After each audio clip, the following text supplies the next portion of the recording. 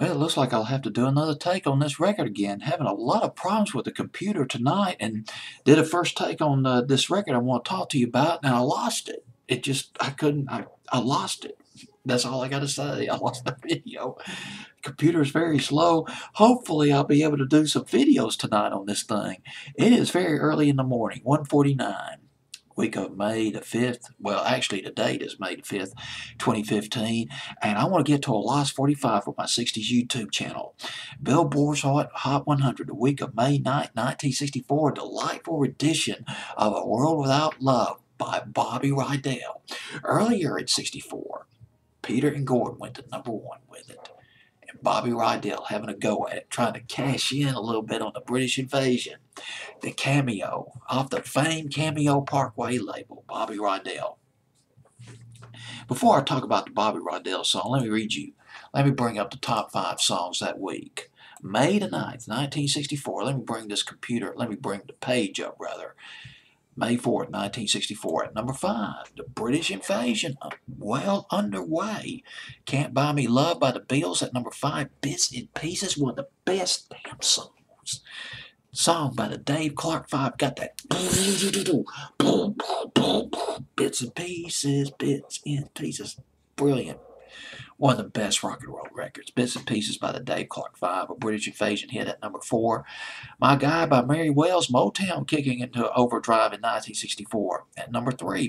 Mary Wells. #2, the Beatles. Do you want to know a secret?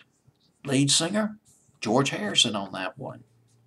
At #1, Hello Dolly by Louis Armstrong. Let's go all the way down to number 100. Number 100, Billboard's Hot 100, May 9th, 1964.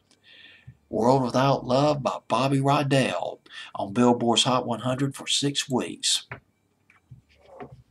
Song was written by Paul McCartney. Paul McCartney was 16 when he wrote the song. And later on, when he looked over the song, he thought it wasn't good enough for the Beatles. He offered it to Billy J. Kramer. Billy J. Kramer and the Dakotas, a big group in England back in the early to mid-60s.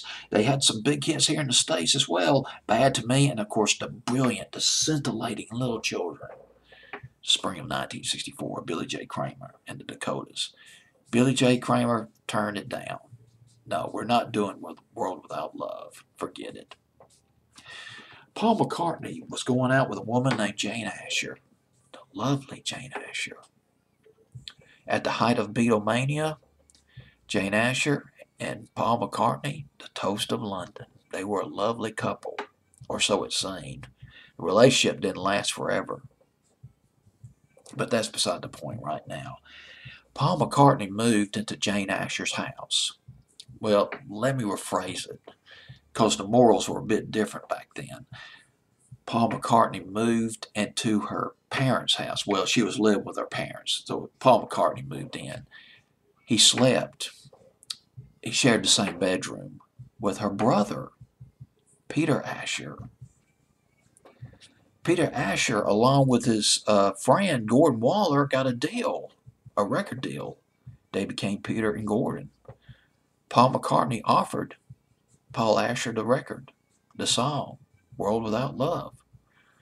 Hey, I know, Billy J. Kramer, he turned down this song, but, if you do this record, it might go places for you, man. Well, sure enough, went to #1, Peter and Gordon, and it's back to life again the week of May 9th, 1964, but just barely down to number 100. Only got as high as number 80, the Bobby Rydell version, of World Without Love. Here it is.